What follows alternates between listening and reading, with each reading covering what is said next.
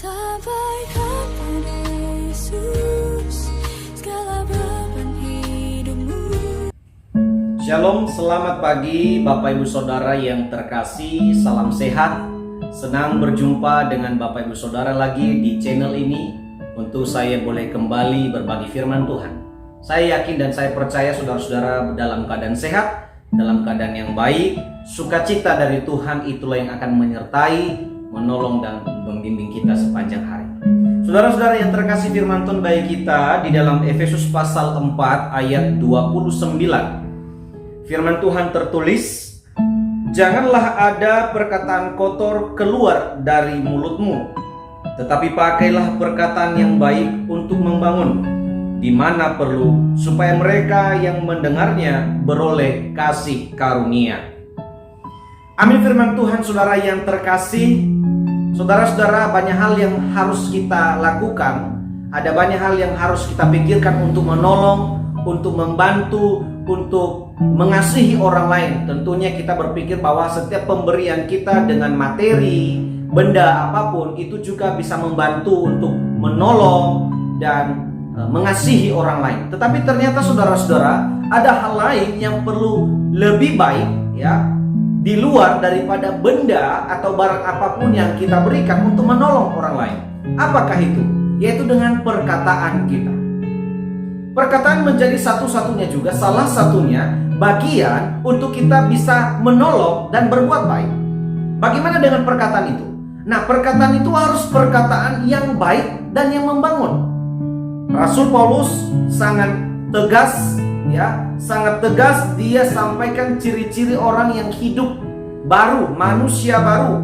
Di dalam ayat 29 ini dia katakan, janganlah ada perkataan kotor keluar dari mulut. Apa yang membuat pemicu daripada seseorang bisa bercakap kotor? Biasanya saat emosinya meluap, saat dia marah, saat dia kecewa, saat dia sedih. Artinya bahwa saat itu emosinya negatif, maka itu bisa pemicu untuk mengatakan kata-kata yang kotor. Maka kata-kata kotor itu bisa terucap di saat-saat hal seperti yang tadi saya sampaikan. Nah, saudara-saudara, anak-anak dunia tentu tidak bisa mengendalikan diri di hal-hal seperti itu. Waktu mereka emosi, mereka akan memaki. Waktu mereka emosi, mereka akan mengutuk. Waktu mereka emosi, mereka akan menghakimi. Mereka akan mencemooh saudara-saudara yang terkasih. Tapi orang Kristen bagaimana? Orang Kristen harus bisa mampu mengendalikan setiap emosi supaya tidak terjadi dalam perkataan-perkataan yang tidak membangun. Saudara-saudara, di ayat-ayat sebelumnya Paulus sudah bilang, boleh marah, tapi jangan sampai matahari terbenam, amarahmu masih ada. Jangan sampai kemarahanmu membuat matahari, artinya lama-lama kemarahan itu sehingga membuat dendam dan akhirnya mengatakan hal-hal yang kotor. Oleh karena itu, saudara-saudara yang terkasih, ada hal yang harus kita kerjakan hari ini. Bagaimana kita bisa menolong orang? Bagaimana agar orang lain mengalami kasih karunia? Yaitu dengan kita Dengan kita memberikan perkataan-perkataan yang membangun. Kalau kita kecewa, kalau kita marah untuk anak-anak kita harus memberikan perkataan-perkataan yang membangun. Kita marah memang, tapi kita kasih tahu bahwa kita marah. Tidak mesti kita kutuk, tidak mesti kita menghina, tidak mesti kita harus menghakimi. Karena hal seperti inilah yang jahat. Hal seperti inilah yang tidak baik. Bagaimana ia bisa terbangun? Bagaimana ia bisa menyadari kesalahannya? Kalau akhirnya kita hanya menghukum, menghina, dan menghakimi saja. Saudara-saudara yang terkasih, Rasul Paulus ingatkan kita di pagi hari ini melalui firman Tuhan. Janganlah perkataan kotor keluar dari mulut kita. Perkataan-perkataan yang tidak membangun, perkataan-perkataan cercaan. Tapi pakailah perkataan yang baik untuk membangun. Jadi setiap perkataan yang baik, Bapak Ibu Saudara-saudara terkasih, sebenarnya untuk membangun orang. Itu prinsipnya. Waktu kita nasihati orang, waktu kita tegur orang, sebenarnya kita membuat dia itu menjadi baik. Itu prinsipnya, saudara-saudara. Bukan kita sembarangan mengucapkan nasihat tanpa ada prinsipnya. Prinsipnya, sekali lagi saya mau katakan bahwa kalau kita memberikan perkataan yang baik, perkataan yang membangun, perkataan yang positif, menasihati, memotivasi, kita tegur dengan baik, Maka prinsipnya adalah supaya ini orang bisa baik, bisa hidup benar, bisa terbangunlah karakternya. Bagi orang tua tentu kita memiliki prinsip ini.